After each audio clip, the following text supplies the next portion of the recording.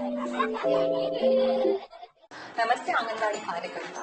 आंगनबाड़ी कार्यकर्ता प्रशिक्षण की इस नई वीडियो में आपका स्वागत है। आज की वीडियो में हम विकास के सिद्धांतों के बारे में समझेंगे। मनुष्य में विकास आजीवन होता है और परिवर्तन पूरे जीवन काल में होता रहता है। इस वीडियो में आइए समझें कि शुरुआती वर्षों में एक बच्चे का विकास कैसे होता है।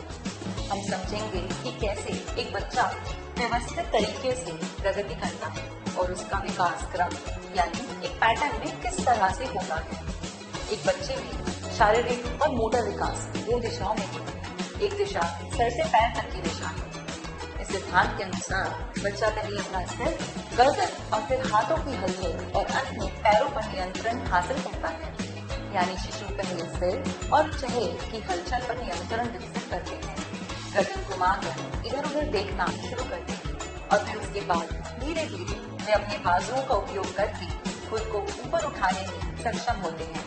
उसके बाद धीरे धीरे वे पैरों पर नियंत्रण हासिल कर लेते हैं और रेंगने, बैठने, खड़े होने या चलने में सक्षम हो जाते हैं। शारीरिक और मोटर विकास की दूसरी दिशा केंद्र या शरीर के बीच से बाहर यानी शरीर के अंत तक होती है।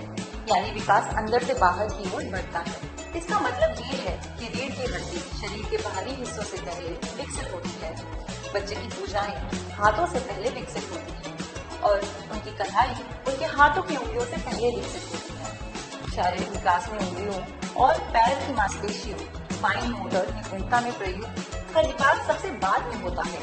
आपने अवश्य देखा होगा कि बच्चा कैसे अपनी बाजुओं के दम पर चीजों को छूने की कोशिश करता है। उसके बाद वो अपनी कलाई और हथेली के दम पर उनको पकड़ने की कोशिश करता है और जैसे उंगली मजबूत होती है वो उंगलियों से चीजों को पकड़ने, खींचने की कोशिश करता है। विकास का एक और बहुत अहम नियम है कि विकास दोनों शारीरिक परिपक्वता के साथ साथ वातावरण और अनुभव पर निर्भर है। इसका मतलब ये हुआ कि एक बच्चे की लंबाई कितनी बढ़ती है या उसके माता पिता और पारिवारिक वंशानुगत पर तो निर्भर है ही, लेकिन साथ में बच्चे का पालन पोषण कैसे होता है, उसको व्यायाम करने के मौके मिलते हैं या नहीं, नियंत्रित पौष्टिक खाना मिलता है या नहीं, टीकाकरण किस प्रकार से होता है, बीमारियों से वो कितना सुरक्षित रहता है आदि।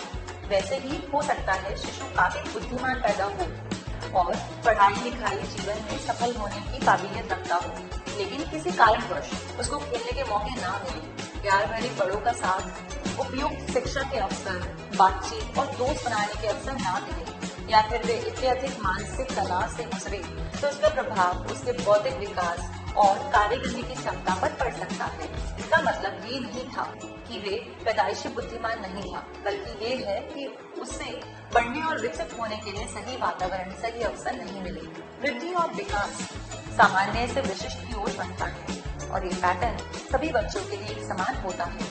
उदाहरण के लिए मोटर विकास में सभी शिशु सबसे पहले पूरे हाथ से किसी वस्तु को पकड़ने में सक्षम होंगे और उसके बाद ही वे केवल अंगूठे और उंगलियों की बारीकी से जुड़े बाकी कार्य जैसे छोटी चीजों को पकड़ना, आगे चलकर चित्रकारी करना आदि कर पाएंगे। उसी तरह सभी शिशु पहले बैठना सीखेंगे, फिर रेंगना, उसके बाद सहारे से खड़े होना, फिर खुद बिना सहारे के खड़े होना और उसके बाद चलना सीखेंगे।